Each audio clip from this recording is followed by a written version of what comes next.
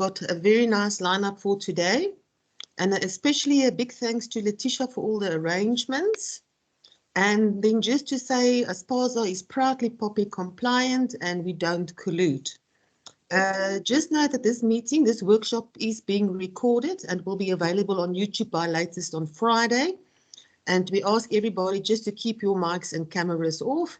Thank you, and over to you, Letitia. Thank you very much, Anneke. Welcome to everybody, and specifically the males that are joining our meeting, because we cannot have a women in mining or a gender justice session without the support from the males in industry. So a special thank you to our participants. Then just a quick introduction before I hand over to Marinda.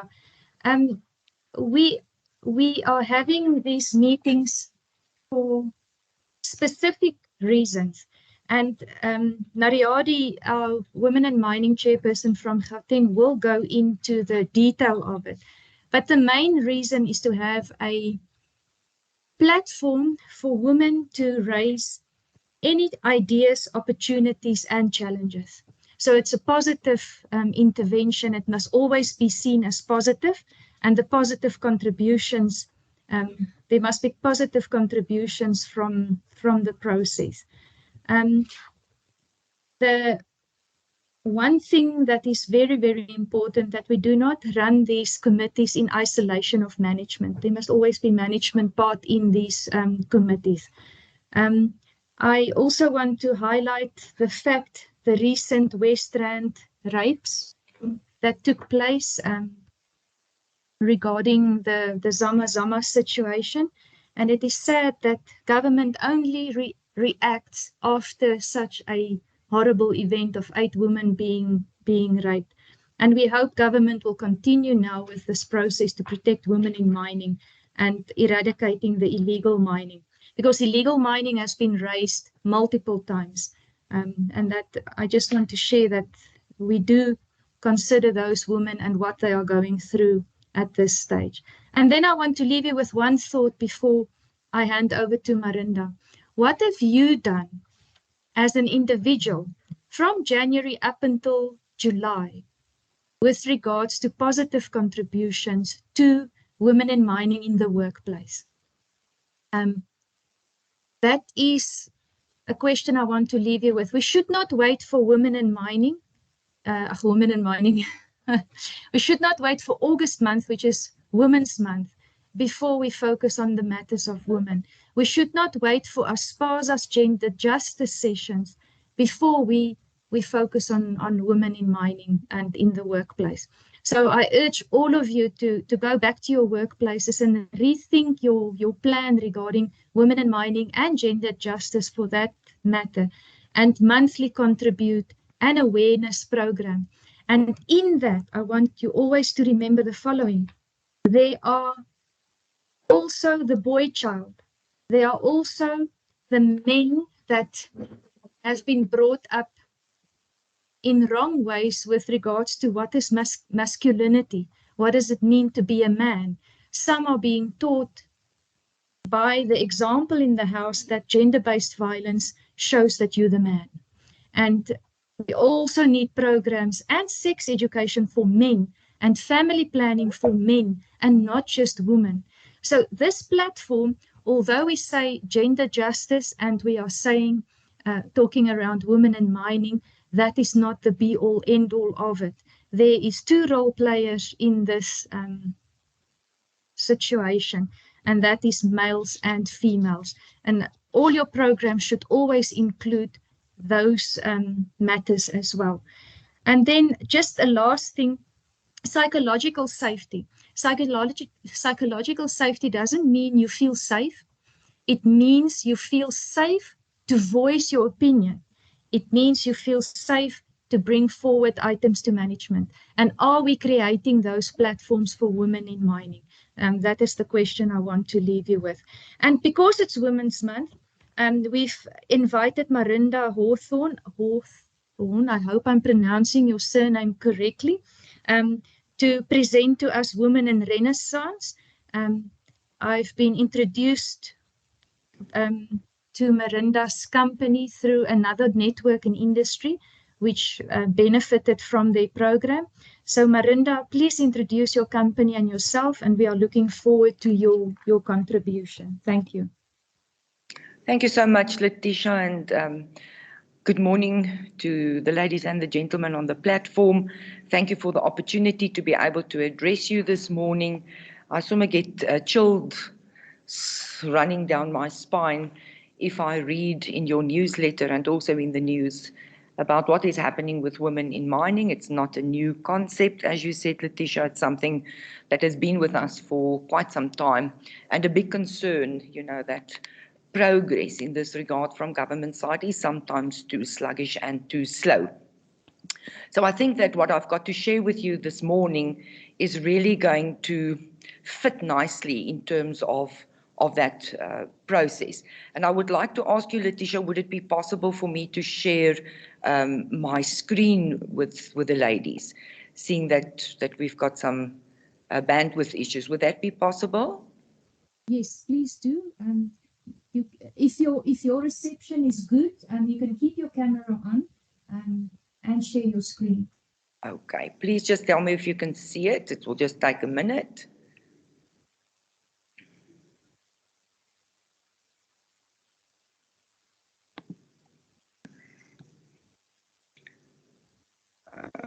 Let's just see.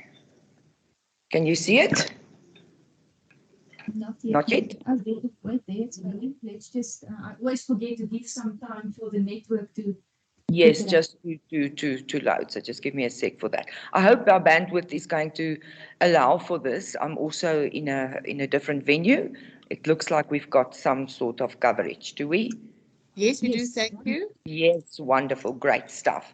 So, ladies, I'm not going to take up a lot of your time. I see on your agenda that you also have burning issues that you want to talk about. So I'm going to do it as quick as possible and also allow for some questions to be asked. I'm Marinda Hawthorne. I'm one of the directors of Sumati Learning Trading as Leadership 365. My life partner is also a director, and so is our educational psychologist, Dr. Wilna Engelbrecht-Smith, and we are the three directors of Sumati Learning Trading as Leadership 365.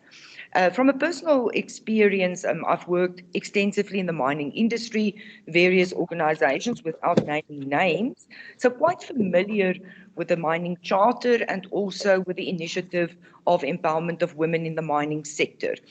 This is not the first conversation we've had with regard to this particular life transformation coaching program that we've had with industries in the mining sector. But I think the invitation due to the network that Letitia got introduced to the program, I think it is really fit for purpose and the right time to share the information, and hopefully we can be of service in terms of what we have shared. The program is called the Women's Renaissance Life Transformation Coaching Program. I'm just going to talk very briefly about the philosophy of the program, the purpose of the program, the structure of the program, and if there are any questions, then we can dive into that. I think it would be more a little bit of information or statistics around the understanding of the well-being of the human race. And I'm glad to hear that Letitia had a very inclusive good morning and greeting this morning also of our male counterparts, because even though this is a Women Renaissance program, it can also be offered to a diverse group of individuals, because at the end of the day, the challenges that we face is challenges that affect the human race. But to have a good understanding about what well-being is all about, and Letitia mentioned earlier on the concept of psychological safety, and she also mentioned that there are various platforms, and it's not just to access those platforms to feel psychological safe. There is another component to that, and that is also to have the capacity on an individual level to overcome certain things in our lives that prevent us from access or accessing these platforms. That really also plays a very critical role why we don't necessarily fast track the process. But to rewind a little bit, if we look in general about the well-being of the human race, and Letitia also mentioned that this platform is a very positive approach to psychological health. But well-being is really also a positive physical, social, and mental state. And that is what we really want to encourage in all individuals, in all sectors, not just in the mining sectors. And it's not just the absence of pain or discomfort and incapacity. It really requires the basic needs that are met by individuals in various work instances that they are employed, and that individuals have a sense of purpose, and that they feel able to achieve important personal goals and participate and have that ability to participate in the broader society. And this comes really from a Harvard Business Review article very recently in terms of where is the human race instead of integrated well-being. And these aspects of well-being is enhanced by conditions that really include things like supportive personal relationships, strong and inclusive communities, good health, financial and personal security, and rewarding employment and healthy, attractive environments. And I think this is really the focus in the mining industry, is that healthy, attractive environment that really negatively sometimes impose on the safety of women. There are other contributing factors that impact human well-being, and I think most of us experience some of this on a lesser or a more level. And I'm just going to mention a few of them, and that includes things like stress, life events, past experiences, especially past experiences, and of course genetics all play a part in determining our human well-being. But there are also things, especially in the economy of late, and also coming out of a pandemic, is things like financial worries, periods of change, transitioning into new processes, challenges that are on our doorstep, and the use of substances to cope with daily life stresses and the concerns that we experience. Then, of course, for women, the very, very strenuous parental and societal pressure on being a great mother, a great lover, a great wife, a great counselor, a teacher, and we know the multitasking of women and what lies on our shoulders, which also, of course, creates within personal environments, but also professional environments, culture shocks in how we have to deal with the demands just of the daily activities and of the workforce, and creates a disconnect from some support structures that we've had in the past, whether they were positive or whether they were negative. And then, of course, impacting our well-being and also our contribution efforts is that we have to deal with diversity. And even though it is an exciting process, it brings about individual and also collective challenges.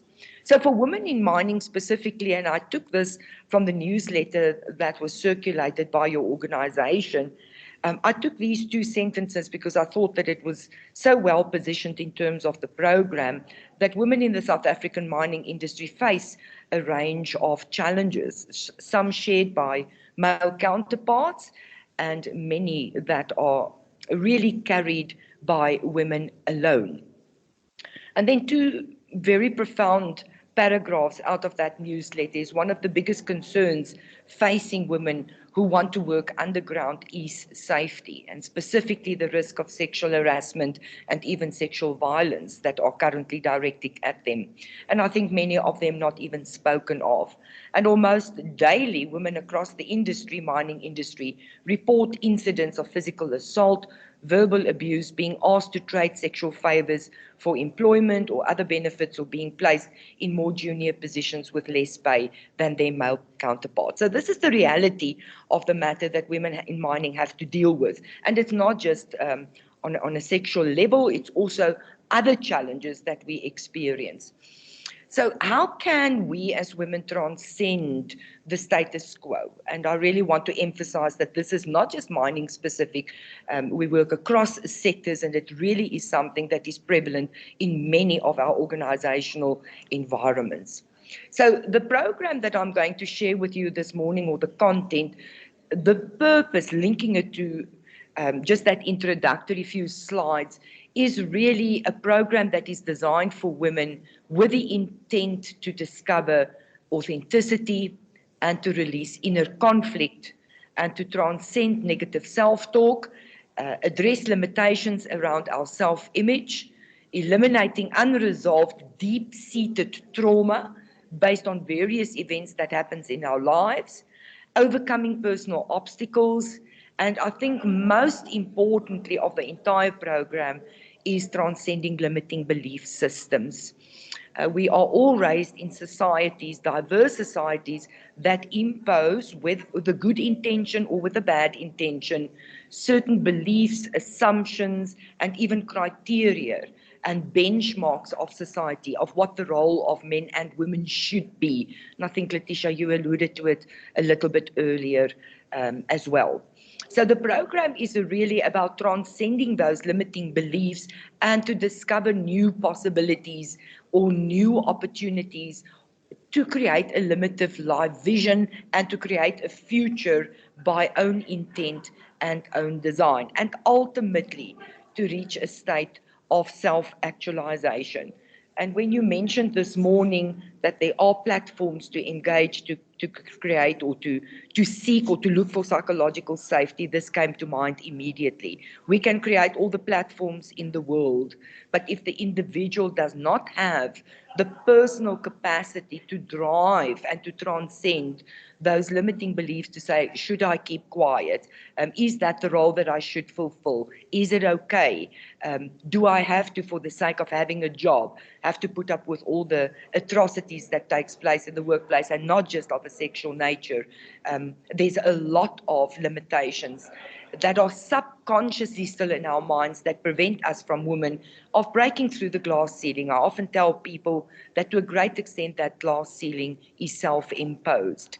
It is because of our own assumptions and belief systems that we sometimes believe that it is a hopeless task. And I'm here to say this morning, if we can transcend those limiting beliefs and assumptions, then we can really liberate ourselves, achieve a state of self-actualization, and move this rail or this track or this truck or this wagon on this almost rail to destruction. We can fast track that to a process of liberation of thought, liberation of behavior, and a better environment for both females and for males around the table.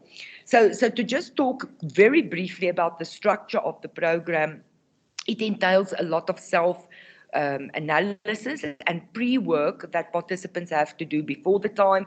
It's a preparation phase, self-assessments that need to be done, and the purpose of those self-assessments is to create a platform for you, for the individual, together with a life transformation coach and facilitator, to identify what those limitations and those assumptions are that we often govern our lives with, which creates stress, discomfort, and us sometimes swallowing the voice that we have inside in order to bring about change and making a difference.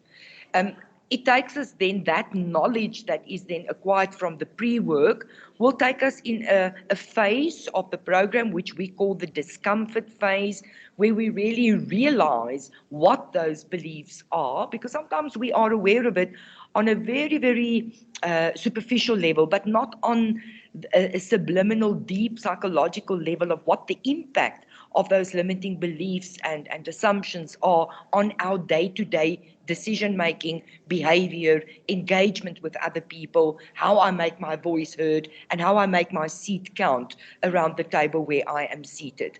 So the second phase of this program is really about realizing what those beliefs and assumptions and limitations are, and to internalize it. And it is a process of discomfort, to realize that I'm part of this process. I've been, and I don't want to use the word victim, but I've been part of a system that has created some limitations in my subconscious. We then move into a process of discovery where we teach our participants new thinking models, new practices, to not just overcome these limiting beliefs and assumptions, but to dissolve it. In other words, to really dissolve it, that it doesn't play a role in our lives anymore. And it's a very healing process. It's a deep psychotherapy process which is done by professionally trained life transformation coaches. There are therapies involved, there are one-on-one sessions involved, etc., etc. The next phase takes us in once I've now redesigned and adopted new practices and liberated my thought processes and also those limitations that have held me back in order to really bring about personal change and to act on the issues that I'm faced with on a daily basis, whether they are sexual in nature or whether it's purely disengagement, silo approaches, being marginalized, not being paid enough, or my voice just not being heard. Then we have to plan, how am I going to integrate that into my life going forward? And that takes us to the fourth volume or the fourth process, which is the integration of this learning so that I can live a life of my own intent, my design, with an empowered subconscious that will enable me to make sound decisions and to create change where change is needed. I've shared with you just a little bit of the content. Often people say, don't just give us a high-level overview. So I've given you a little bit of the content of what in each of these themes or volumes are going to be discussed. So in the first portion, we will talk about guiding and understanding the subconscious mind. And it's really about the purpose of the subconscious mind in us creating these or developing is a better word, developing limiting beliefs and embracing sometimes limiting beliefs because we feel that that is going to be our survival mechanism and that is what society and the broader world expects from us, which is not true.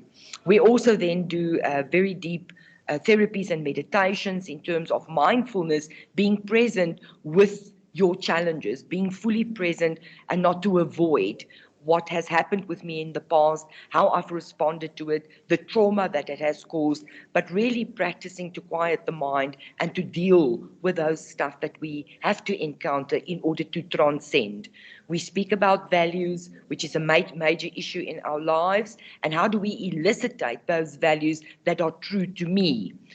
We also talk about or teach our participants and guide them through a process. What are the presuppositions that we have? In other words, those preconceived ideas that we have about fierce conversations, effective communication. You know what, communication is one of the things that are the most burning issue currently in organizations because we speak not to be or we speak with the expectation that people will listen, but not speak with the intention of hearing what other people are saying. And I think it's because we don't hear the soul of individuals that we don't get a full understanding of how we should change in order to accommodate better behavior for a better organizational society and also for a society at large.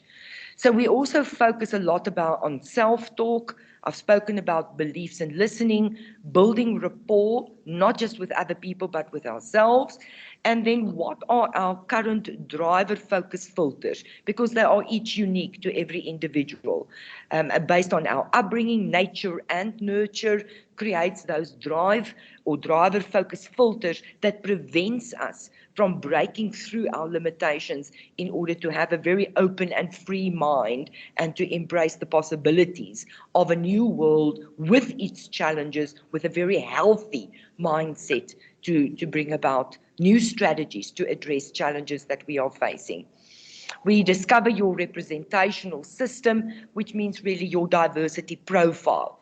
And it's very, very superficial because we believe that most people have had a lot of exposure in terms of personality types and thinking preferences and how we process information, because those are all things that are driven by these filters that we have adopted in life, and some of them have been forced on life. Just going to jump to the third portion, which really talk about how do we raise our vibrational energy levels. In the group that I'm currently facilitating, we're really talking this morning as well, if we are in a process of feeling that women are victims or being victimized, then we also bring our energy levels down to a very dense level of frequency of operating on a daily basis.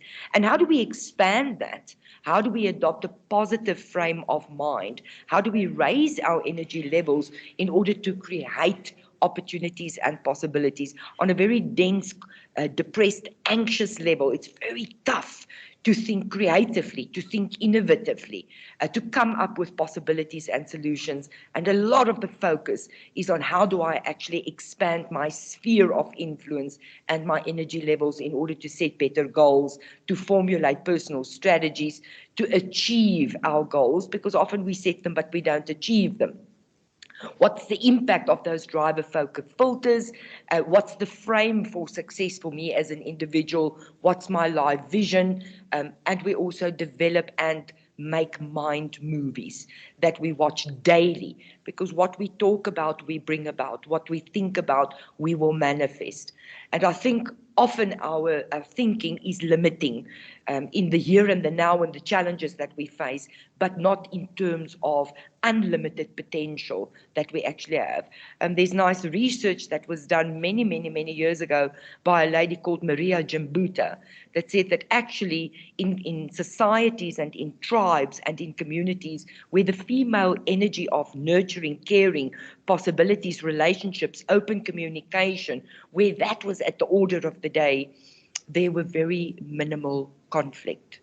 As a matter of fact, societies were in archaeological findings where there were, in societies where that was predominantly what governed individuals, there were no war, there were no weapons. And the research shows us that we are actually in a time where female energy is much needed to bring about healing between genders, healing between races, healing between countries, communities, societies. So I really think that that energy that women naturally are born with, which we sometimes subsided by our limitations that we have, that's been imposed on us, and some of it we adopted freely, that prevents us from bringing much needed healing to the world. And that includes taking up positions in management, in leadership, and also in governance on a political level. It is really a time where that energy, and I'm not talking women specifically, I'm talking about that energy of nurturing and relationships and open communication and courage and bravery that needs to be at the order of the day. In order to do that, we need to be authentic.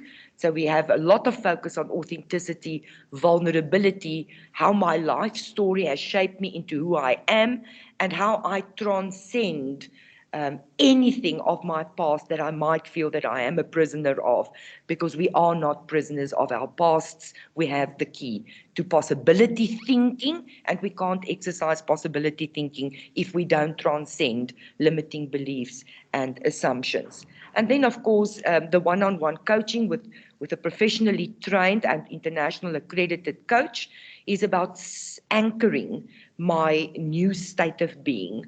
And that anchoring needs to happen on a very deep subconscious level. I see that there is a hand. I don't know whether that's for me or whether that is for you, Ipeleng. Is that a mistake? Yeah, it was a mistake. Okay. All right, I'll continue. The program has a number of projects that the participants will work on. All the assessments that individuals will be doing will lead to an active process of redesigning the individual's own life by own design. There will be a syndicate group project which will be guided by allocated patrons, which has been carefully hand-selected, not just of women that have already achieved great successes and are well known in our country. We really wanted to move away to ordinary women that have done extraordinary things. And those of you that are familiar, you've got many of them in your midst. I saw in the newsletter of Exara that Zelmi Abota has been promoted as the president also of one of your platforms.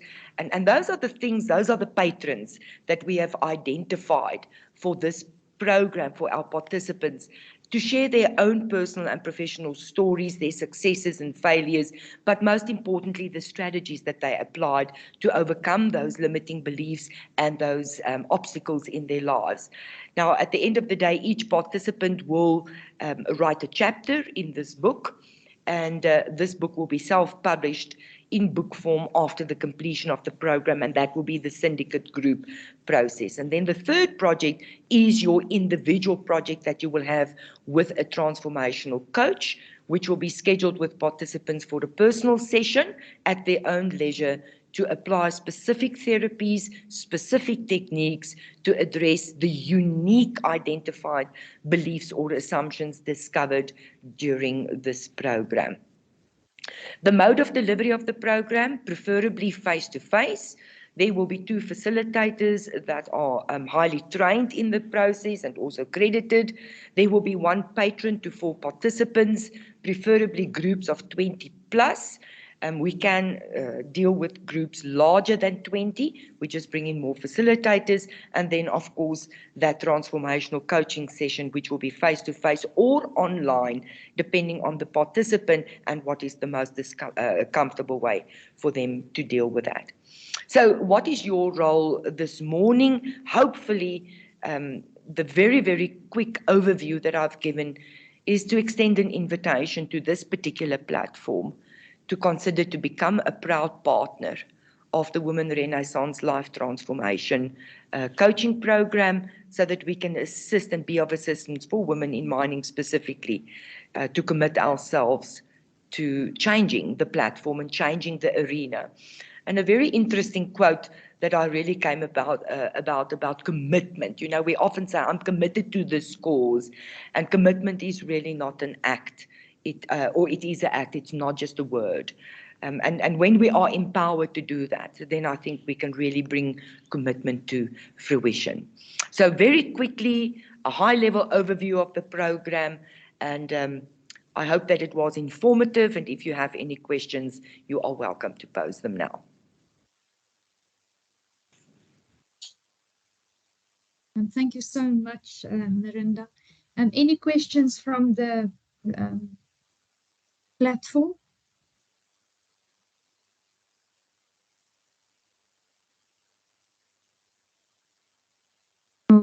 You must have explained in, oh, there's 2 hands. Nariadi first and then Lester. Nariadi.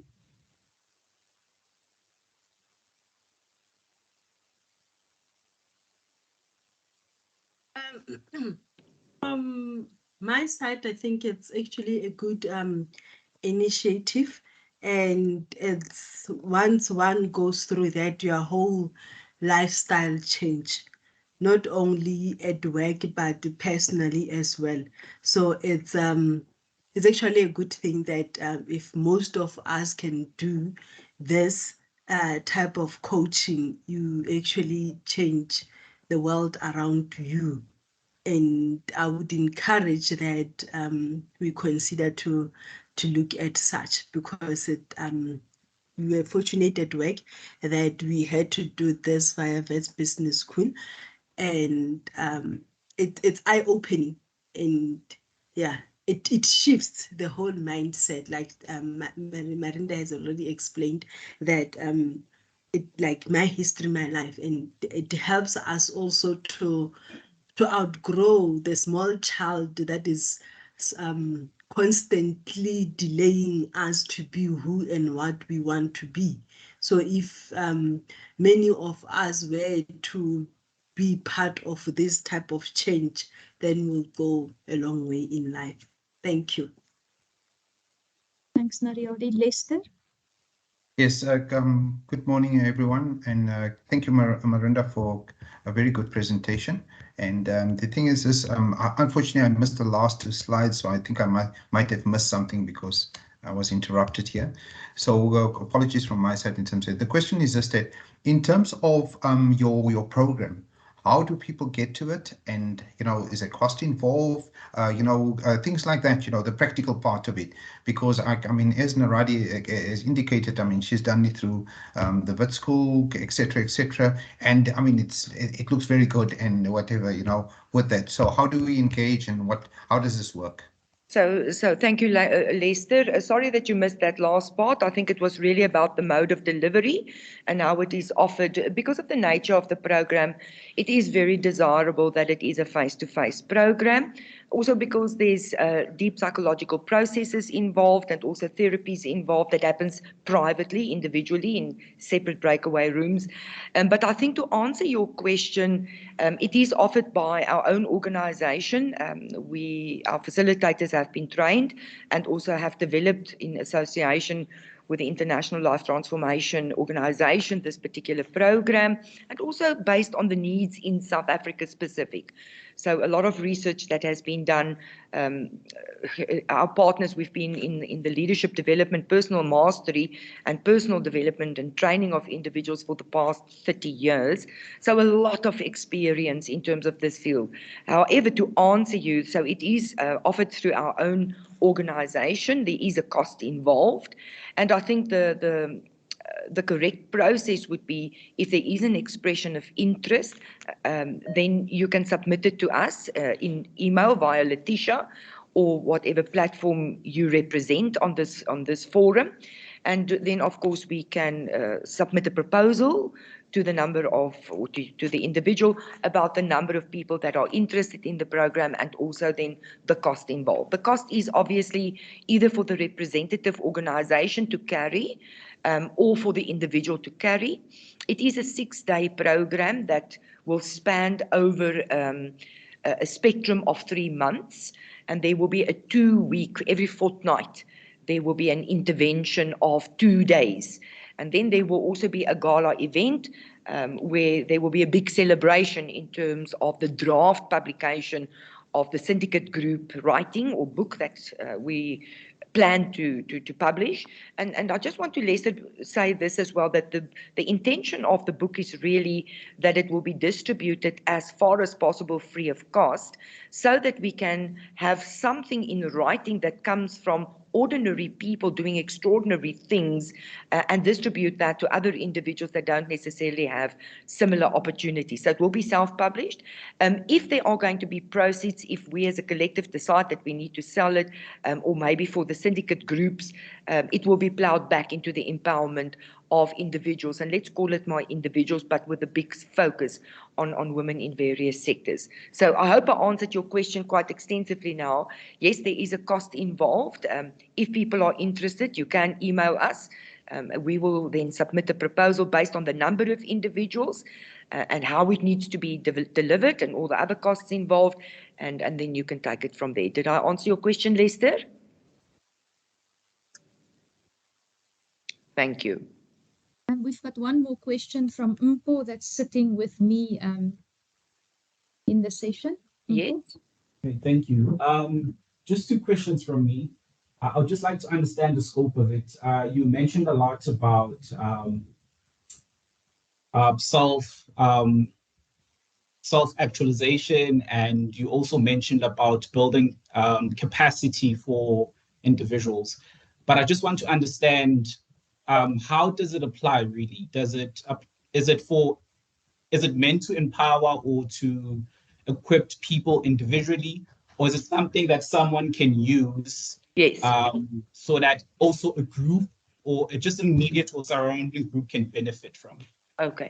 That's the first question. Yes. And then my second question would be, is this an educational program, or is it some kind of psychological intervention? Sorry, I didn't get the last part. Is it the educational process or? Is it an educational program, or is it some kind of a psychological intervention? Okay. No, it is not a psychological intervention. It is definitely an education. It's a personal development program that has been developed through many, many months of research on behavior of individuals and what are the things that prevent us from really achieving our individual potential in order to engage better with the world around us, to have better conversations, to build better relationships.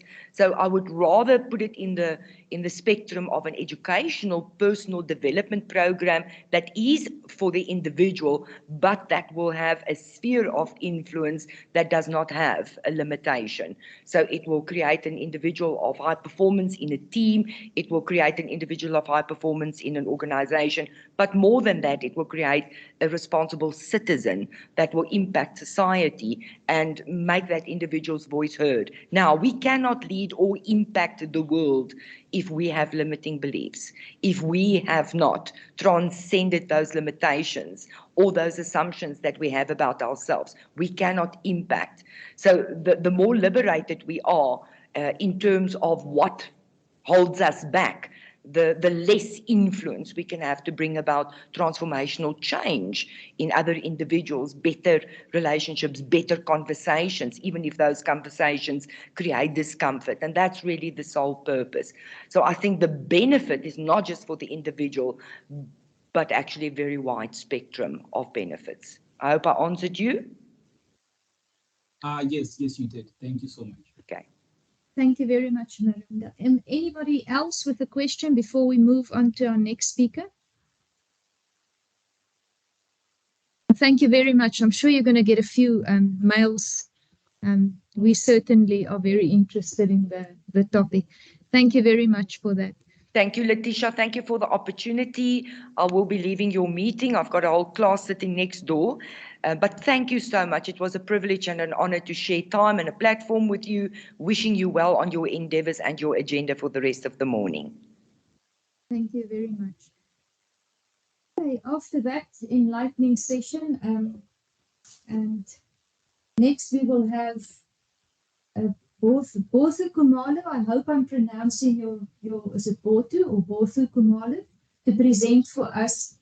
It is a women in mining PPE company that is supplying to one of our industry members, small-scale mining industry members. And we really liked what Bareng presented to us at our Women in Mining Gauteng session. So please go ahead and share your presentation with us. All right. Thank you so much, Letitia, for the invitation. I am Bothu Kumalo, together with my sister, Kitumetse Pele, who was unable to make the meeting, are the directors of Onele, and we have a workwear called Kaho. Kaho means to build in Setswana. So we developed this workwear. I'm just trying, before I get into that, I'm just trying to see if I can share just, you know, a little bit about who we are onto the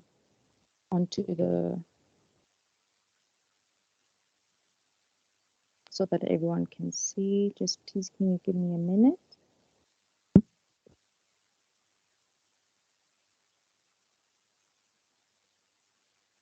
Not blend.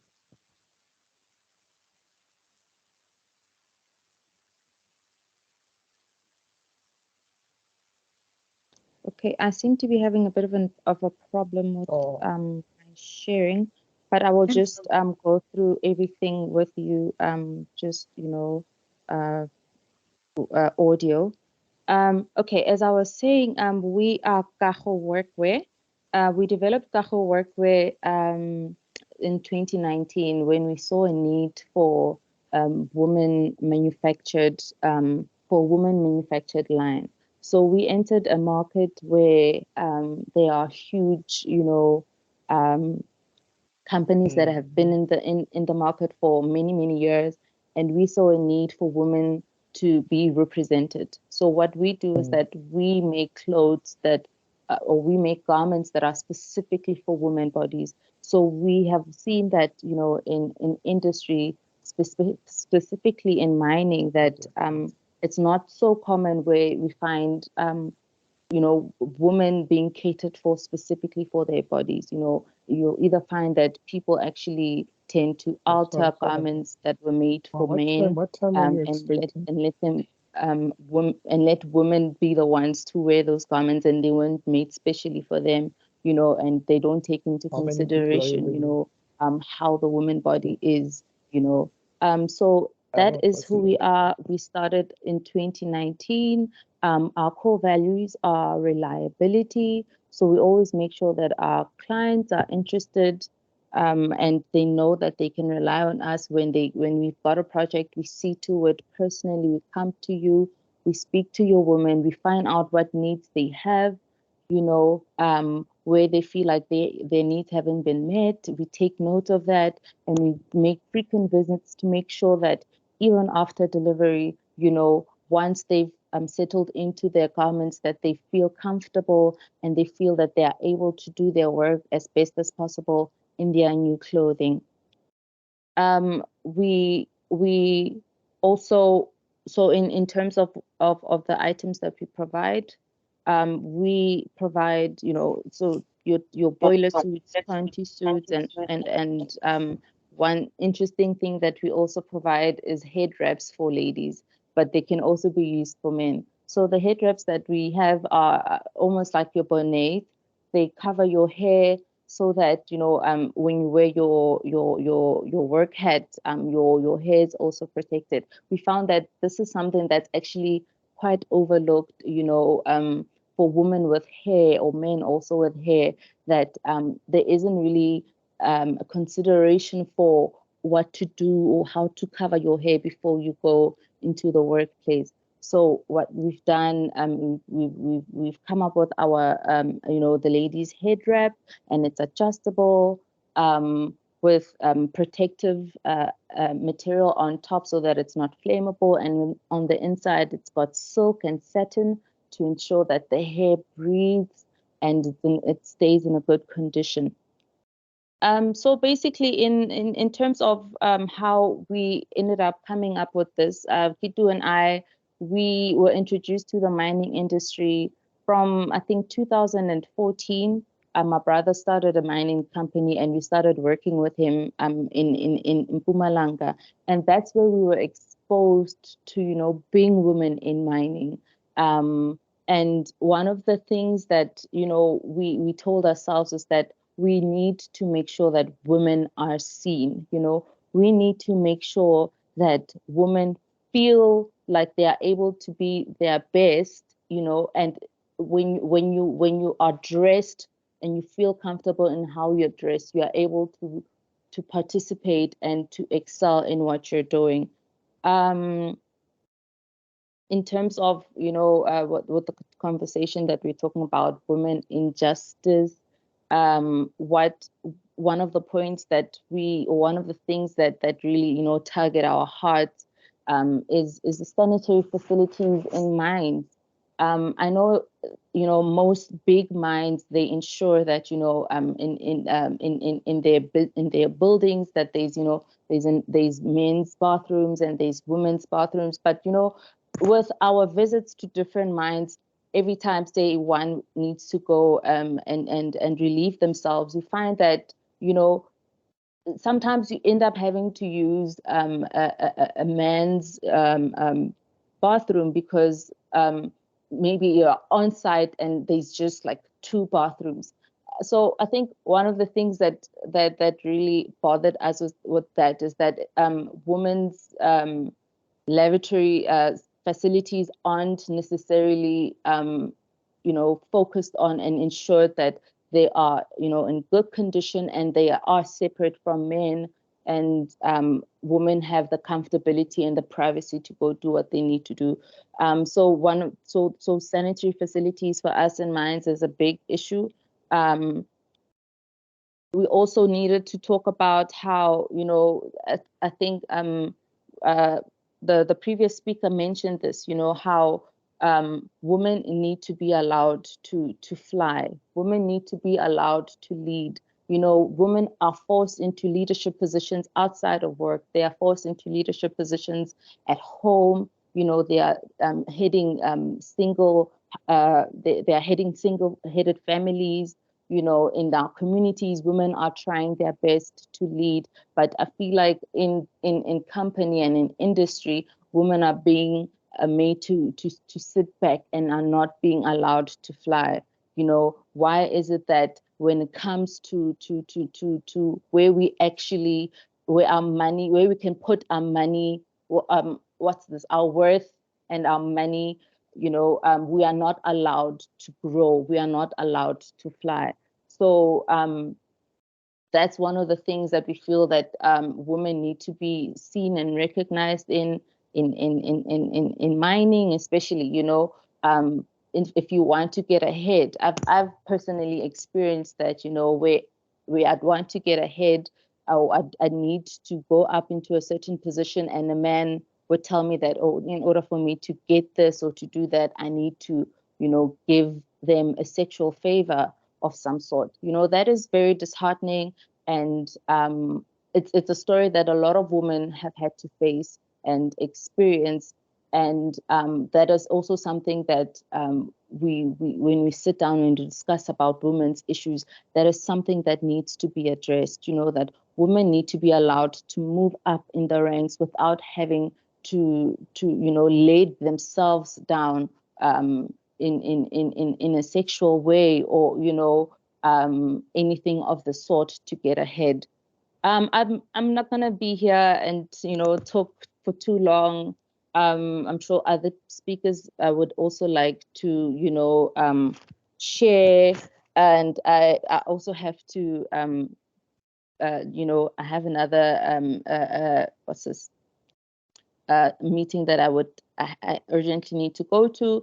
But just to wrap it up about who we are on Nele. We are provide our services across South Africa, across Southern Africa as well. Our main baby is Kaho. It is sourced with Kaho is sourced locally, and our manufacturer, the lady that we work with, is also a woman, and her team is also mostly made up of women. So this is women making clothes for women and trying to make it into, you know, this men-led industry. And yes, I will provide information on how to contact us. I'm not sure. Can you just give me a second? I'm going to just try again to see if I can upload, you know.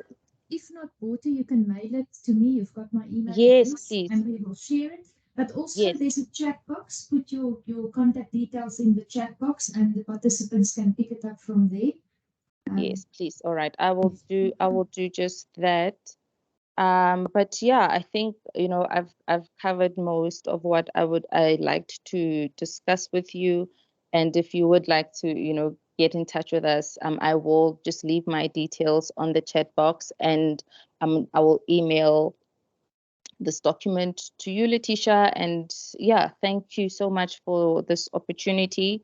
Yeah, if anyone has any questions regarding, you know, who we are, what we do, you are most welcome to ask those right now, or we can also tackle those at a later stage. Thank you, Botu. Any questions? Oh, there's one hand immediately. Oh, it's gone again. But our Madam Chair, there's the hand back. She's also going to present today a few photos of the industry members, what the PPE looked like before and after Botu's company has intervened. So there will be a few pictures later on. Nariadi?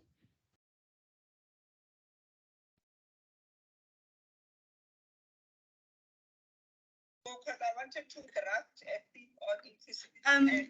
sorry. The question that I wanted to ask is that, okay, first of all, is well done on this and being part of the change for women in the industry. When we had the last meeting, there was 2 companies that had almost similar challenges with the overall for the PPE for females, not the 2-piece, no issues there with the overall. One of the challenges was the blue and cream one, whereby it has been designed very well. We appreciate that, but practical wise, especially those that are working underground, it becomes a bit of a challenge. And if you try to lift something heavy and then it tears, it's gonna tear up, and then from there it goes to the side. And that was the observation from in our mine. And personally, I'm on my third overall in like 2 months. And yeah, so that is not cost effective. Then I just want to check that with the ones that, because Sibanye ladies also experienced the same problem. So I just wanted to check that with the ones that we are making, is it possible that maybe you can visit, like maybe when we have our next meeting, have some that maybe people can purchase individually, go give them a try, give them few washes, those that work underground on daily basis, and then we see if maybe we cannot consider to have the same supplier, you know, because that Thank is you. the problem that we face. Mm. That's all. Definitely. Thank you so much, Nariedi Segwe, for your question. So how we operate is that we go into the mine and we have a conversation with the team to say, what issues are you facing, or have you faced with your current clothing and so forth, and we make notes. So our clothing is custom made. And so, for example, for the ladies going underground, so you would tell us, these are the issues that we are facing. The seam on the side tends to, rip or so forth. And we make note of that. And each batch that we produce is custom made, and it ensures that the issues that you brought to us will no longer be an issue. We also provide samples, so we go to the mine, we give you our samples, we are able to provide them to any of the operators, and they are able to wear them for a certain period, just up until they are happy. And once they are happy, then we can come back again and then supply the rest of your team with that. So it is something that we do, and we are more than willing to provide you with that. I think we can also discuss that further, but that is how we operate. So we make sure that you have tried on, or a member of your team has tried on our garments, and they've trialed them over a certain period, and if they are happy with them, then we can go further and then supply the rest of your team. If there maybe was something that you also realize later on to say, actually, I'd also like to add this, we make note of that change. And when it's time to manufacture your items, we make sure that everything is, put together in a way that we discussed, and we deliver the final product to you. So I would like for us to, delve into that deeper, if you don't mind, and hopefully we'll be able to solve your problems for you. Thank you. Thank you, Ma. Are there any other questions that maybe you'd like to ask? If there's any more, we can post them to you via email. Awesome. But just one thing for everybody on the platform: this is not to look pretty and fashionable. It is fit for purpose to protect you in the workplace. It is to sit properly, that moving machinery don't grab your jacket, and it is for comfort, because some of the male designs don't fit the lady's body. So please don't think this is a fashion statement that ladies want to make. It is for the safety and the proper protection while wearing your personal protective equipment. And me, I don't like pink PPE, but you might, but it's not about pink and fashion. Thank you very much. We look forward to engage with you further in future. Next, we will have the Mine Health and Safety Council, but not the Makatsu. She is on the road, and her colleague Lester Martin offered to step in. And Lester, I know you are overwhelmed with everything happening in your area. So thank you very much for making time for ASPASA's gender justice session. Thanks. Lester, over to you. Yeah, no, thank you very much, Chair. I'm going to share my screen quickly, if you can give me a minute, because we do have a bit of power issues on site here. So just bear with me a second.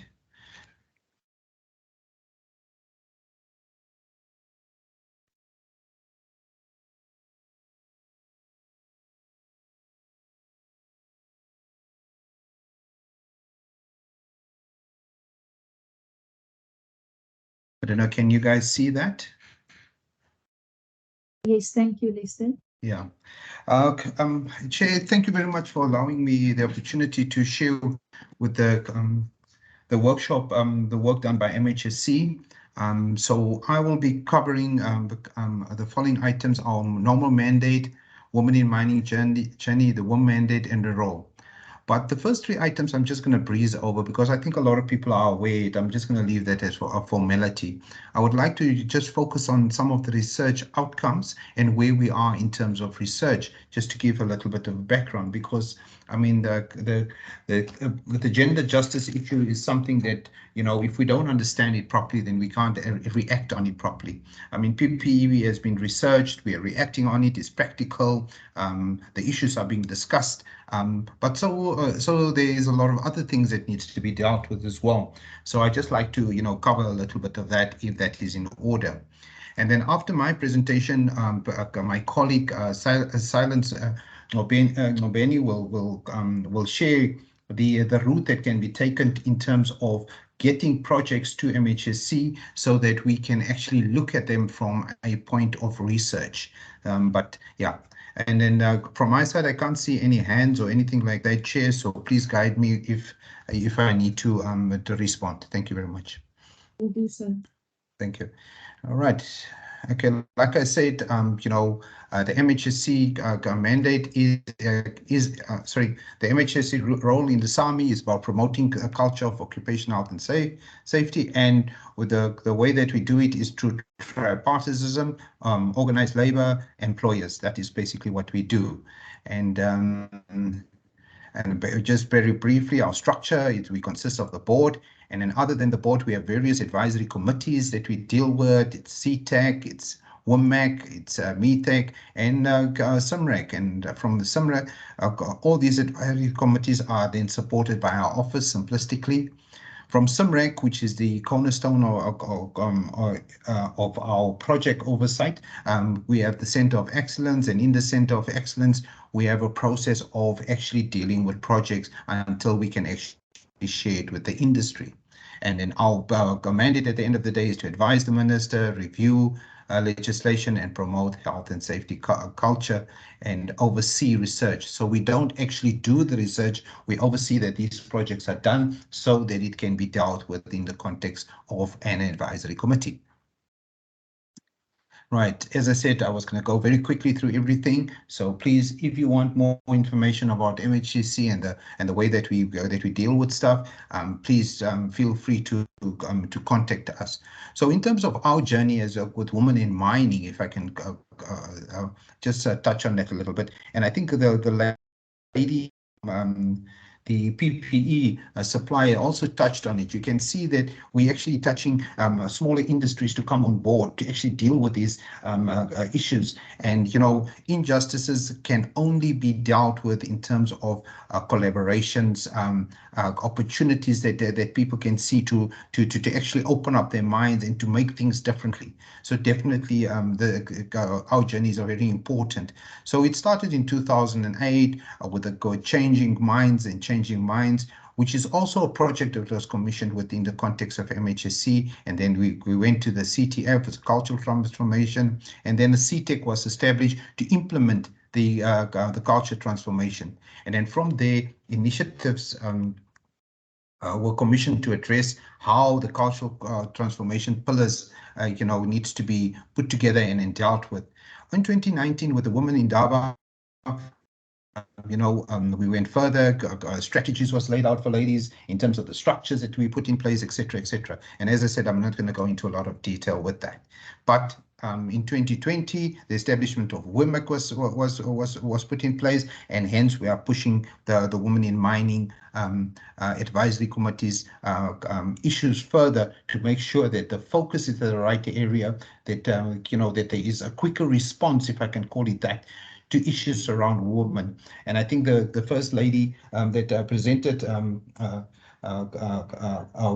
the woman renaissance indicated, that government normally takes a long turnaround time. And this is really one of the reasons why the establishment of WOMEC was so important, so that we can try and focus it more, and it shouldn't be a subcommittee of a subcommittee, but rather a committee on its own. So hence that is it. And like I said, I'm not going to go into all the detail. WOMEC mandate is there, there's duties that happens, and as I indicated, we deal with tripartitism, and we would like to keep the tripartitism in place. And then, as you can see, the gears are turning there and trying to put things together. But from an engineering point of view, if you look at the gears don't make sense. I mean, it's actually working against each other. But it shows that when people work together, we are not like instruments that can just be chucked together or put together like a bulk of bricks. Our emotions make us different, and that emotion allows us to engage. That's why the tripartitism can work and actually deal with these gender inequalities to make that these gears actually work, like you can see on the software. Right, ongoing initiatives for women. I mean, we all know about the PPE, safety challenges, sexual harassment, development of elements to address assessment of the economic design of self-contained self-rescue. Those are things that that MHSC has done. The results were shared already, and we are going forward with that. The one thing that I would like to share with you guys is this completed research that is also relevant to women in mining, but a lot of people don't actually look at it in that way. But before I start, Chair, I need your assistance on this one here. I don't know if everybody has got their smartphones with them. I'd like you to take a photo of the QR code and then see if you can download the actual presentation, so actual report. If you can do that, can you just respond in the chat box, but just indicating I've seen the report, because this is very important for us, that we're starting to use the technology to actually engage with people, and thereby empowering people by quickly getting to information. So, Chair, I don't know if you can assist me with that. If the people can maybe take like 20 seconds, take out your phone, click it on the screen with the QR code, and see if it works.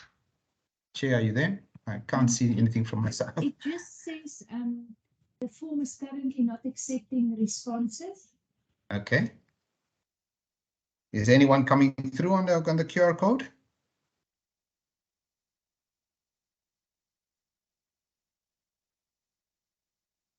Let's see if I try scanning it.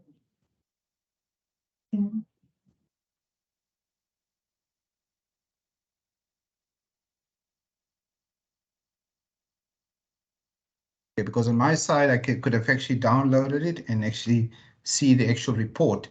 Is there anyone else that had success? Yeah, Lester, I did get it. Okay, sorry, is that Ipilang speaking? Yeah, it's me. Yeah, no, thank you very much, ma'am. Who else? And the reason why I'm doing this quick exercise is that, we share a lot of information with people, and the QR codes is supposed to make it easier for you rather than worry about links and everything like that. And so to actually engage. So the areas where you are interested in, you can actually download it onto your phone or whatever it is. And then that information, you can decide how you want to interrogate it. So, okay, Chair, I hope there's other people that had success, as I can't see. Was that the noise and the thermal documentation? Yeah, the QR from my side is that. Okay, then I also have success. Yeah, it's the SAMI noise exposure limit and a study on vibration OEL in relation to the SAMI. Yeah. Yeah. Okay. Yeah, great stuff. Yeah. So from my side is that, I mean, this research is not in isolation from the requirements of ladies.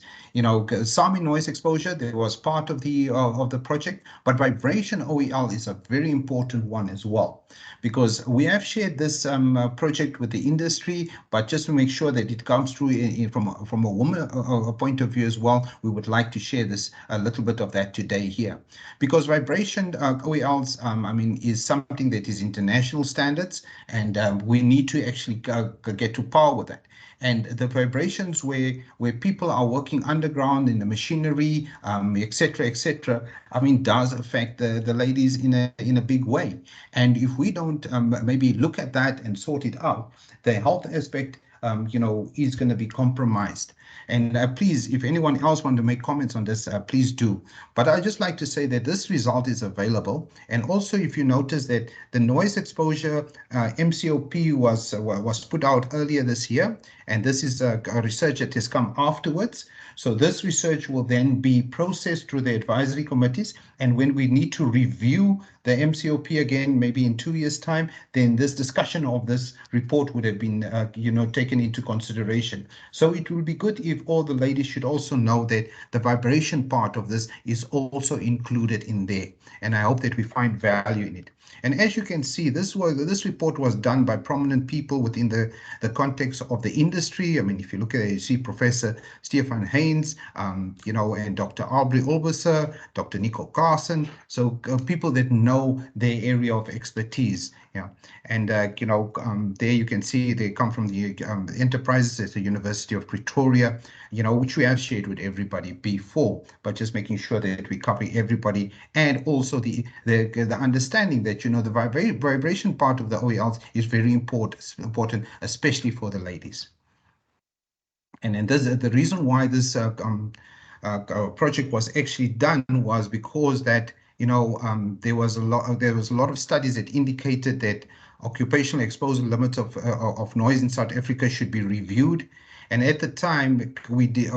I mean, at the same time, South Africa does not have current OELs for vibration. Okay, so definitely we need to work to that and find out how we actually going to engage. And it's something that is not only you know, asked by the industry from an employer point of view, but the unions are also asking about it, and it's definitely relevant in terms of the ladies that we need to do, you know, to have a look at this type of research and the outcomes of it. I'm not going to deal with the outcomes. I'm just giving you some of the background. The outcomes are laid out within the context of the report at the back, and yeah, it's quite a lengthy report, but I think that if you go to the outcomes, you'll see what the value is that's being starting to add in terms of this section. And then taking this further, for our new research relevant to women in mining, we got the COE 2009-03, the impact of overexertion on women's health and safety in the SAMI. And then we also got the minimum medical physical fitness to perform work for women in mining in the SAMI that is also going to be looked at. So these TORs are ready and they are in the system, and then we will hopefully have a service provider shortly to actually do the actual work so that we can share the results with the industry. So from that side, Chair, that is me. You know, I just wanted to a quick share on the projects and the work that is being done by Mine Health and Safety Council. And also after this, I would like to hand over to Silence, which will the workshop through the methodology that he wants people to follow in terms of submitting new projects. Thank you very much. I don't know if there's any questions for me. Thanks, Lester. That was a mouthful, but I'm looking forward to read that study of 136 pages. And well done but well done. That's inclusion, because vibration is just not for men, but for women too. So including the women in the comments and the research, excellent from the council. Thanks. I don't see any hands, so you can hand over to Silence. But yeah, Silence must be silent, please. You must. Just before you hand over, Chair, I'd just like to comment on what you just said in terms of, you know, the inclusion of women. So this report, it included everybody, so it wasn't lady specific. But I think, when you look at results, it does, the ladies are being looked at, because we need to start somewhere. And if we don't start here, putting a standard together, then we can't actually go deeper in the maturity of making sure that we do the differentiation in the future. But thank you very much. Thank you. Over to you, Silence. Thank you, Tate Martin, and thank you, Chair, for allowing me to share this moment with you guys. I'm Silence Ngobeni, the Research Determination Specialist with Mine Health Safety Council. So I always tell people that I'm the person that is always in the hunt for new research topics, and our topics usually as to now how we want to address the topics is that we're looking at the industry burning topics that are actually impactful, and topics that are not only focusing on the men or the TMMs. Is my slide showing? Yes, just put it in presentation mode, Silence. But it is visible. Yes. There we go. Yeah. Yes. All right. Thank you. As my colleague has already shared a lot of the stuff, I'll just use an overall for the interest of time and just hijacking this presentation. So basically, we are now open for new research topics. We are going to close some time in mid-October.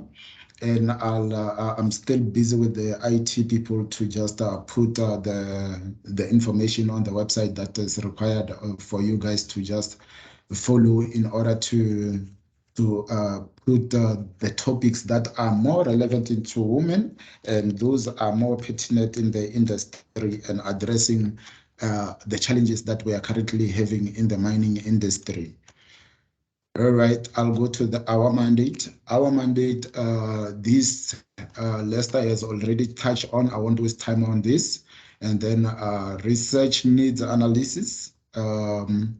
So basically, on my way to looking for research topics, I'm working under SIMREC, which, as we know, that MHSC mandate is that we advise the minister, and overall we need to produce a program on an annual basis. And that program, for us, in order to produce that, we need people like you guys and members of the community, stakeholders, to put in topics so that we can do research on the topics. And once we're done with that, is then that we send it to the minister for approval. So we are at under the Center of Excellence, as we can see that Mine Health Safety Council is having 7 committees. In my case, I'm under SIMREC, whereby the Center of Excellence is based. So as it states, I'm the research determination specialist. I look around for all the topics that are a need, and I would say, I hate to say hot topics, because no topic is having more importance than the other. But every topic to us, as long as it's still a research topic, we have to undertake the topics, whereby under my boots, I'll be developing an annual research program for the minister. And doing that, I'll engage with stakeholders and solicit topics. From there, I'll issue you guys with issue-based research motivation topic, and then a workshop for needs analysis, where each stakeholder will come and present their topics and saying that why is it important in the industry? Why should we consider your topic as compared to the other person?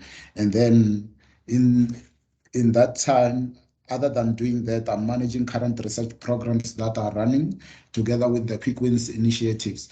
So once I'm done with a research topic, Sorry. Yeah. Sorry. Sorry, Okay. you can continue, Silence. It's all right. All right. Under research determination, I'll then have a workshop with stakeholders for them to defend their topics. After them defending their topics is then that it goes to be advertised, and then whoever bid and win on the bidding will then start working on the topic, and then it gets out of my hands, it goes to delivery, and then it goes to dissemination, whereby the industry will get the information from the dissemination team. Right. Our research focus is not only focused, like I already mentioned earlier on, it's not solely focused on the rock falls or the TMMs. We have 9 focus areas, which are all these: rockfall, rock-based explosion, fires, TMMs, airborne pollutants, physical hazard, occupational diseases. So these will include the tuberculosis and anything that has to do with silica or the dust that are being generated on the coal areas that are affecting human people. Then we have the human factors and special projects. So it doesn't really, as you can see on the 9 thrust area, that we don't really limit our research bucket. We open it up for everyone on the industry, irrespective of the field that you are in, as long as the topic is burning and it needs researched and it's an ongoing problem that needs to be advised in the industry. We look into that as well. And then our research determination, this my colleague has already highlighted most of this information, as we're targeting our stakeholders, which is our advisory committees, the tripartite, RTFs, our partners, and commercializing MQA, TIA, MOSH, and higher learning institutions. So once the determination team has done with the research, so what we do, because CIMREC oversees our work, the topics will then be overseen by CIMREC and for advisory, as they are our advisor, and then we get approval for that project, and then it goes to council. From council, it goes to the minister, and back and forth if there's a need for that. And then the research needs analysis overview, I'll be starting here with the annual program development, which will be the stakeholder consultation, like what I'm doing now, informing stakeholders that we are open now for research topics. Please submit your research topics. And then once you're done submitting your research topics, is then that we analyze all the topics and put them all together. And then we do the workshop, stakeholder consultation, where you'll be defending your topic and presenting it to us. And then we then rank the topics with our technical experts, and it gets approved from the board, and then it goes to the minister, and then it's now a research program. Once that is done, in order for that to go into the research program, here is where I want you guys. I want your strong participation here on the research needs analysis process. So on the website, I'll be posting a form that will look similar to this. I'll just give a highlight of what is required on the motivation template. So you'll get a template like this. On number 1, it will be your research topic or issues that you need to address. So you'll say COVID-19 prevalent, blah, blah, blah. And then number 2 will be a proposed study site or the mine, if it's a mine, or if it's just an area, you'll highlight that. And then you then give your background overview of your research and question. And then we get the outcomes as well. Then here is my information for further contacts, but this will also be included on the website that will be posting very soon, hopefully by the end of this week. In conclusion, because I would like to just generalize this into more into women, because this is a women platform. So we're looking into challenges that are affecting women on the stop areas around the occupational health safety in the SAMI, and then we need your buy-in access onto the population and increased sense of ownership, and we need to understand the problems that you guys are having on the stop areas. So I would say it's more into addressing the issue at hand, like having the people on the ground to address the issues. So it's you guys that are knowing the issues at the ground that need to be addressed. Hence, I then request you guys to just follow on to our website and just put on your projects there, and then they get evaluated, and then we contact you guys for workshops. I thank you. Thank you, Silence. Any questions for Silence? And ladies, this is your chance to voice straight to the Mine Health and Safety Council the issues that you want them to research. And they do the research like you saw through University of Pretoria, proper, educated, high-level individuals to identify. And that's how we got to Women in Mining PPE. And that's how we're getting to development of women and also the new research. And I'm very glad to see Lester and Silence, the physical ability fitness for women, because that is a key aspect in certain items. I just want to translate one word that small-scale mining might not be familiar with, Silence. In the stopes, it means by the high wall in the pit, by the crusher, by the conveyor belt, in the lab, in the workshop, in the surface mine context. That's what that is. Thank you very much. I don't see any hands. Silence. You obviously did a great job. And please share the website once it's ready so that I can share it with the attendees and also the small-scale mining ASPASA industry body. All right, thank you. Thank you very much. Just everybody that's got additional people in their boardrooms, please put the names in the chat box or mail it directly to office@ASPASA, because it is important. There's 24 participants, but for instance, here at Glen Douglas, I've got the Women in Mining structure sitting in front of me. There's 7 of us in one boardroom. So just bear with me a moment.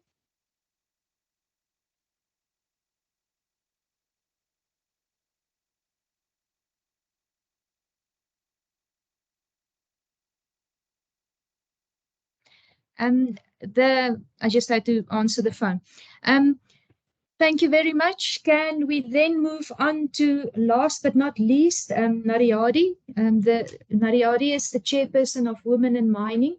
That includes small-scale mining and Marifong underground and large surface mines. I think her presentation is just going to sum up the whole day. Nariadi, I just want to open your recent mail. Just give me a moment.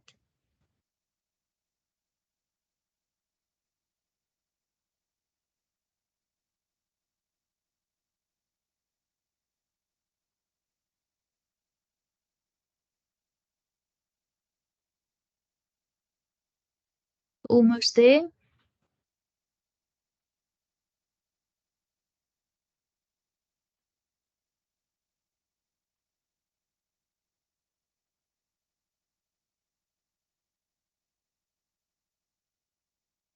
I'm ending. Oh, is it showing on your side, Annika? Yes, Letitia, it is shown. Oh, thanks, Nariadi. Over to you, ma'am. Thank you, Letitia.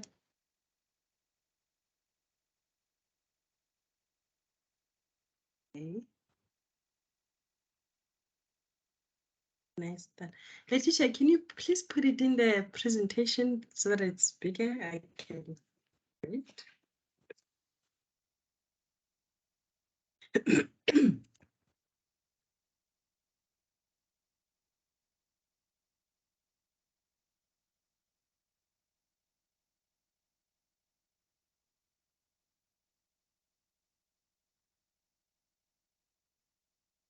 Is it better now, Nariadi?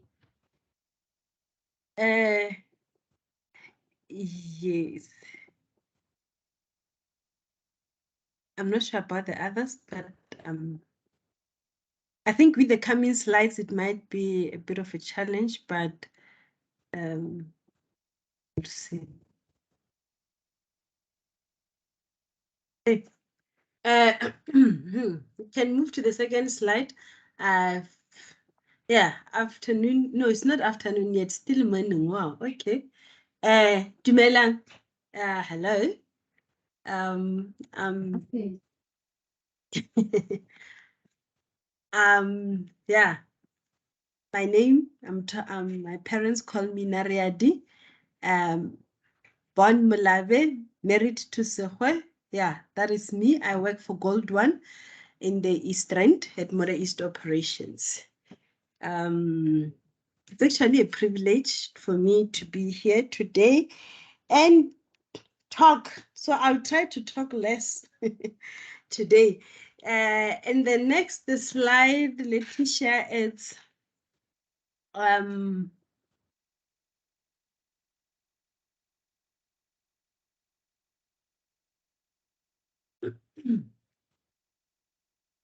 I think the slide should maybe be in presentation mode.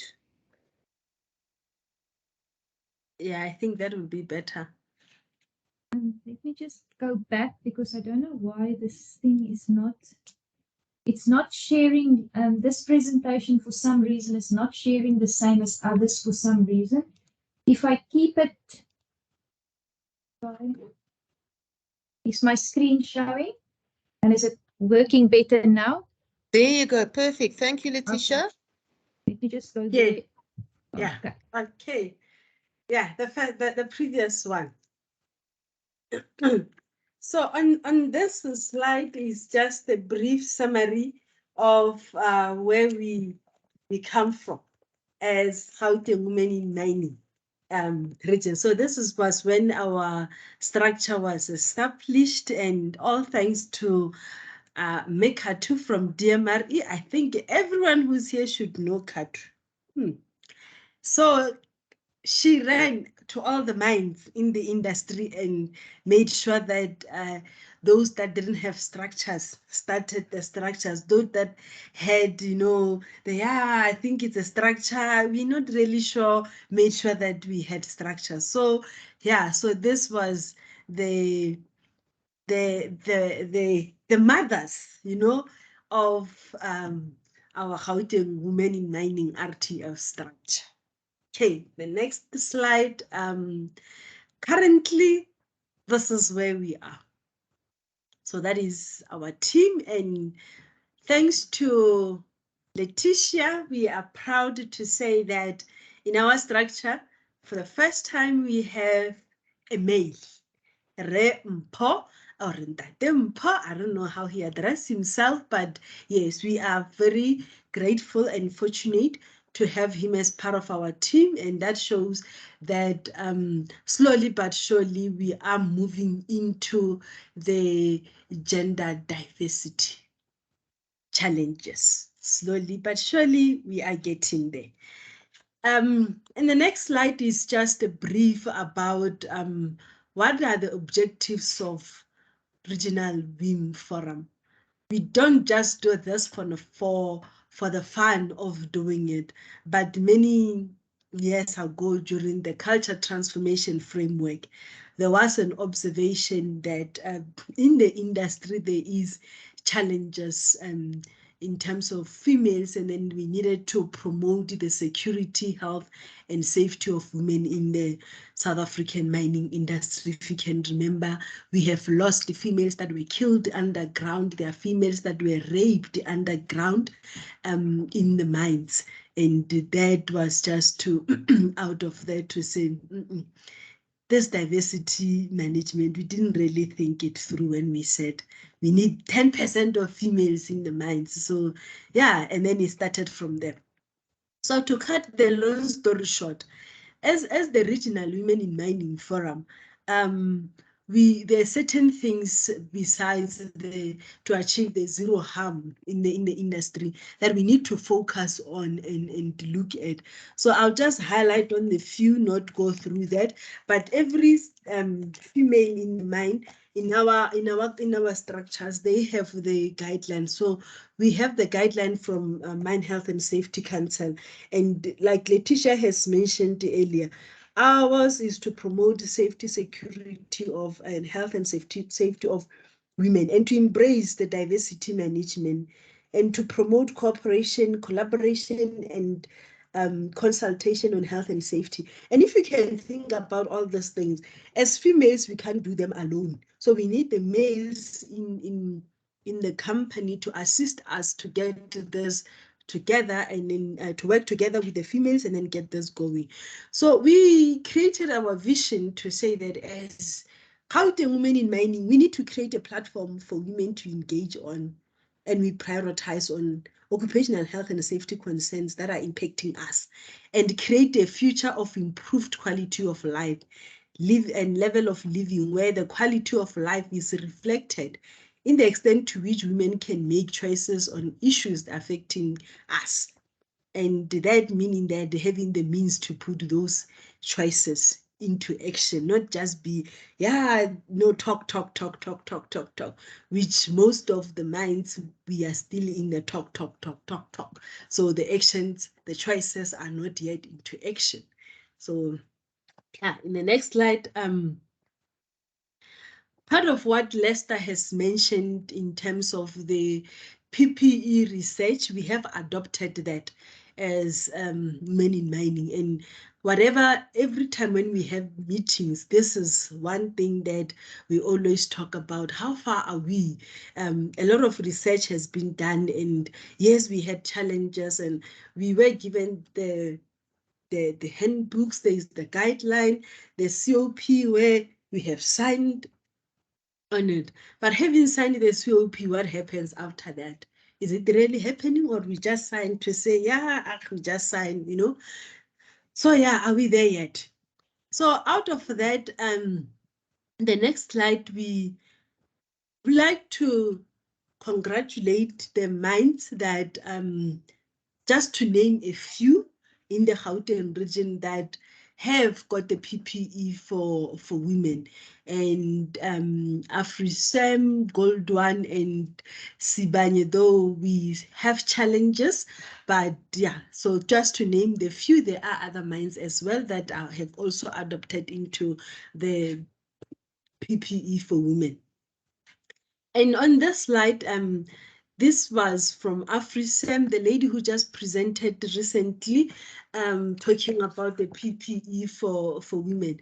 So at AfriSam, the presentation that Baron did for us, I think it was a few weeks ago, she highlighted to us that this is on the slide where the history on women in mining PPE, and then the challenges that they had, and then on the other one is the recent on WIN PPE. So on this recent one, you can see the comfort, and I mean, as a female, I could tell with how she's standing on this side that she was happy.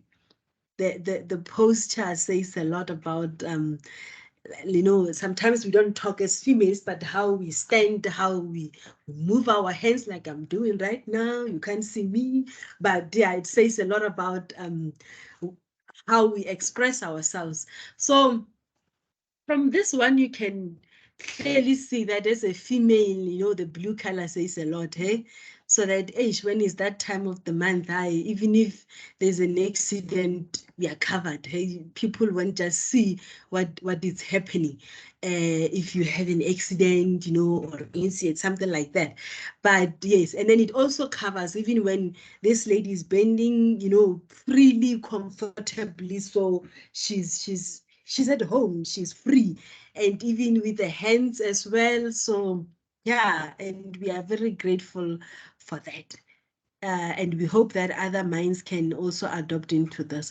Then on the sexual harassment issue on the next slide, like I have mentioned earlier that we had incidences, and we continuously encourage that in the training centers, whenever we talk, in everywhere, there's a video that is available. Let's share that in our training centers. Let us have the posters all over that are talking about safety, security, and sexual harassment. And with the research that has been done, the booklets and the video highlight a lot of things that when we talk sexual harassment, it's not just one way, you know. Even females, we have the naughty ones that are harassing the poor men. And sometimes with males, it's a challenge to speak up and say, yo, this woman is doing this. So this booklets and the video, it highlights to all of us employees to say, what exactly is this sexual harassment and how does it work? And how do I prevent, how do I protect my fellow colleague? And in the next slide, on this one, we were giving thanks to Harmony.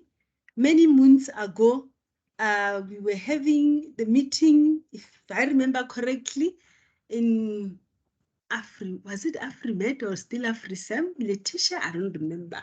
But it was in the head office. That's when we had the meeting. And out of that, we were talking about what is it that we can do to bring change? What are the challenges that we were facing? And one of the things that I raised that day was that, you know, as a female, especially those that are working in deep level mines and underground, and most of the places where we are working, we have males. And with the conditions that we work in underground, you can't say I'm certain about my dates. You know, I'm certain that from this day to this day is that time. It just changes. Whatever it is that measures you are putting in control, you can't be certain. It just automatically happens. And I think if you go and read the research that Lester and them did about the vibrations, maybe that has been highlighted in there as well. I'm not sure.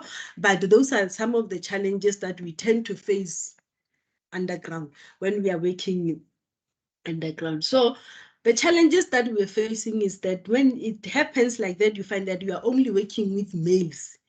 And even when you ask your fellow employee that you meet along the way, which is a female, hey, can I please have? They never have. So then when that happens, a female is forced to ask permission to leave work early and then go to surface. And sometimes when we get to surface, you don't always get assistance, then that means there's a loss of that shift or that time that this female has to run around to try to get that type of assistance. So out of that, then we spoke about your vending machine. And so today we're very glad to say that how many has actually purchased that vending machine where it will be equipped with emergency packs for the females.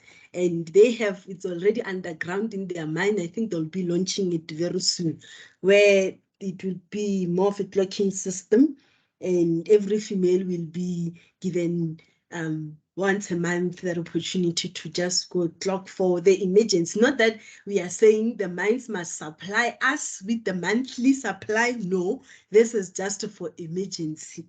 So it's just that emergency supply in terms of really, really need. So we are grateful that Harmony in Boneng Mine, they are leading by example. So yeah, we're proud of them for that and hope that other mines will also adapt. In the next slide, from the sexual harassment challenges that we faced and other things, then started to have issues of gender-based violence and femicide. And as women in mining, we say, enough is enough. Like really, like to all of us saying that, and with what we saw recently in the West Rand.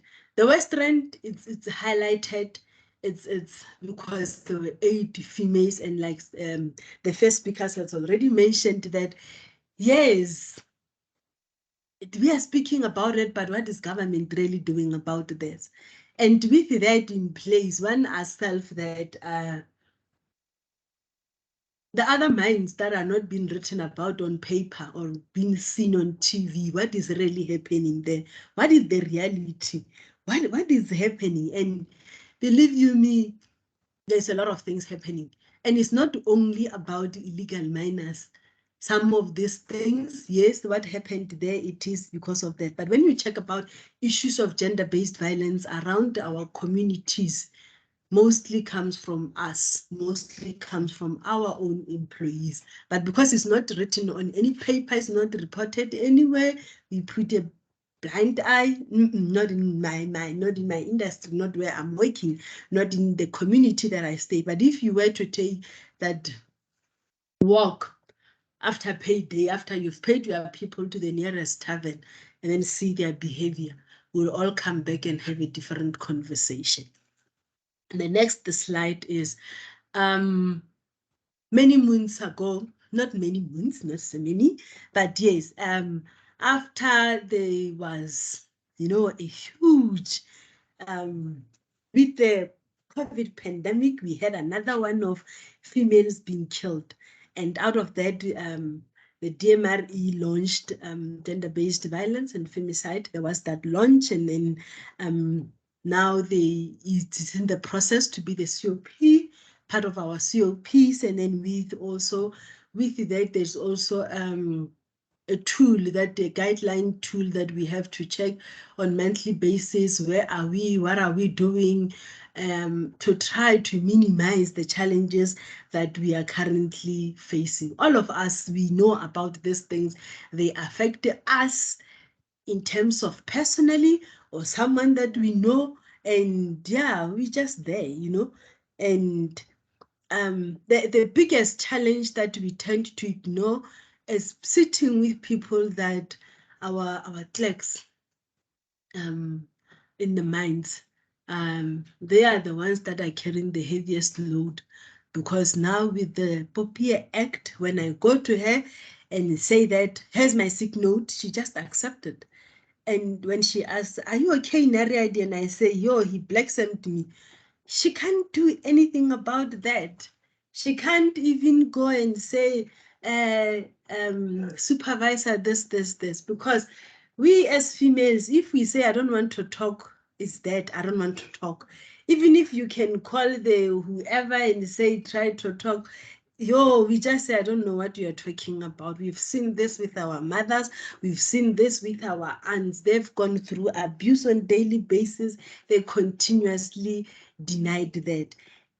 And yeah, so with that launch, that is what happened. And continuously when we have our meetings, we talk about this, and we continuously encourage about the 6 pillars. So in the next slide is the 6 pillars that we have to, strategic pillars that we have to adopt as the region, and then out of that, encourage our minds to say that which one are we going to look at, so that, like Letitia has mentioned earlier, let issues of females not only be in August or in November when we say 16 days of activism.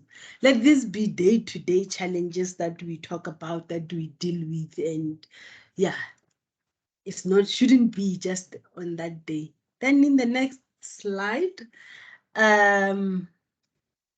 okay, besides today, the last meeting that we had that was from WIMEC, there's going to be Occupational Health and Safety Summit that is going to be held on the 13th to the 14th of October. In that, they plan to also have women in mining breakaway sessions to talk more about. And then they have been amended the PPE guideline that it has to be approved by their board. And then gender-based violence guideline is with the Mine Regulation Advisory Committee for final stages of approval. And for 2022, they will know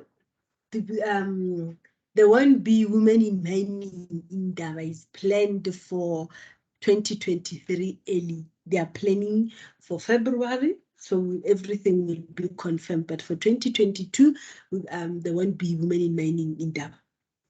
And yeah, so that meeting is being held today.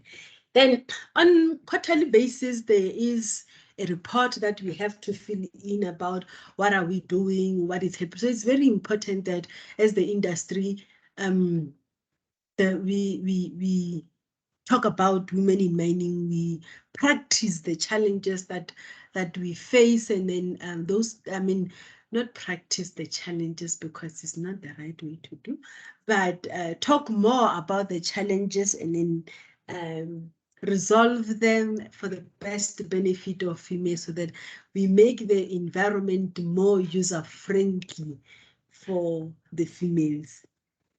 And yeah, as Gauteng Women in Mining, we're planning to have our workshop on the 25th of November, whereby we are requesting, we'll be sending everyone letters to request for funding because we don't have money, so we'll be requesting for that.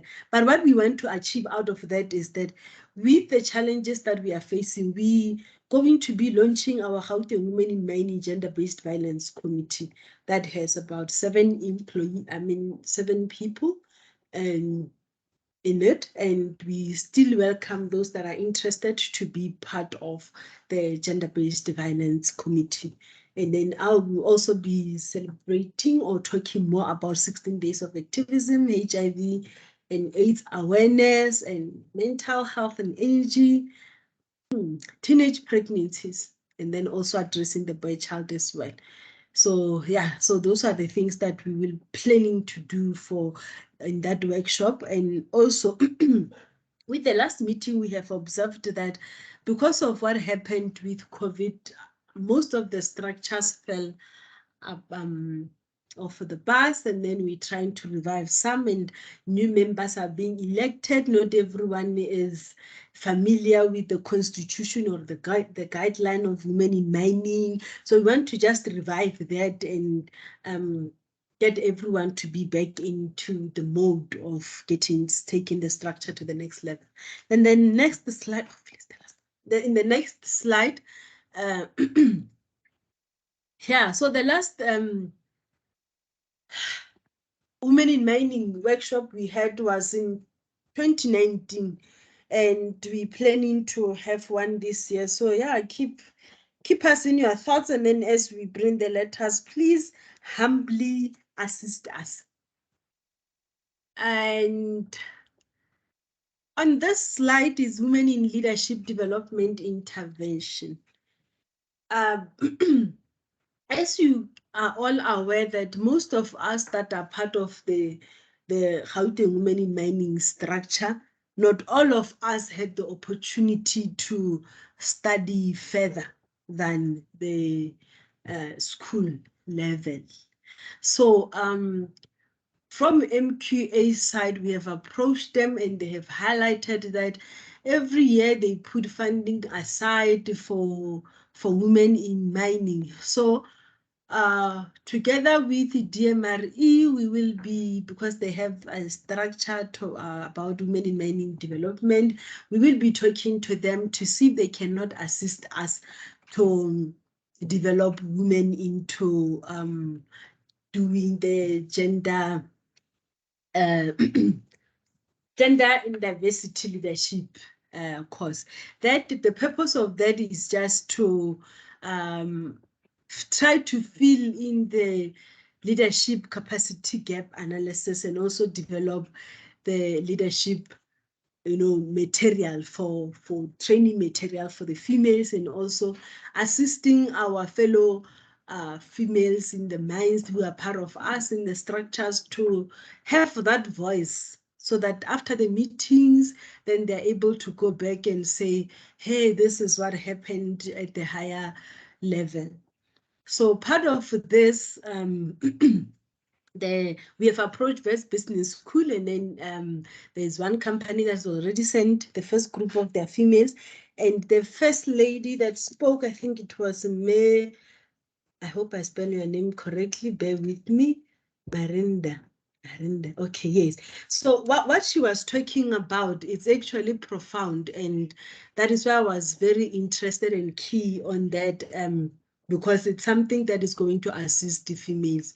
So we will talk more about that, but it also, that is where we observed that the type of coaching that she was talking about, it's what we need as females, because in the previous slide I spoke about when issues of gender-based violence, what we have seen growing up, what we have experienced growing up, what we are experiencing right now. So all those things, they build up in us, and that delay us to be the true leaders of that are within us. So we are being determined by the society. But that program that she was talking about, it helps us, either male or female, to get out of that and be an individual that you are. And what I liked about what she said is that females or males, raising your vibrational energy levels and redesigning your life. My history, my life, my future.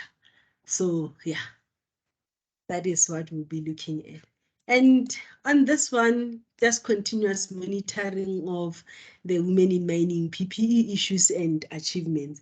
And with what we want to do going forward, we don't want that when people talk about women in mining is PPE one way.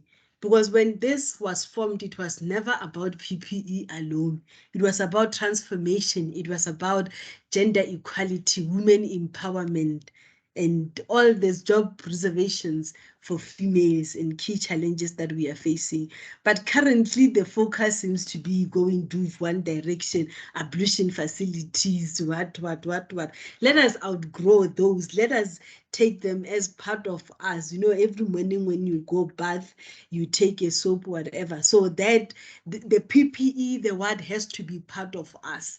And then these other things that are more of important for us as females, the transformation, the gender equality and the women empowerment, let that be part of us going forward, and gender diversity be what we preach on a daily basis. Thank you, Letitia. Thank you, Nariadi. Any questions before we close off? Thank you very much for your time. Just again, if there's more than one person in your boardroom, please mail office@aspasa.co.za the additional names for the attendance register, because we did download the attendance register from Microsoft Teams. And thank you very much for everybody's participation.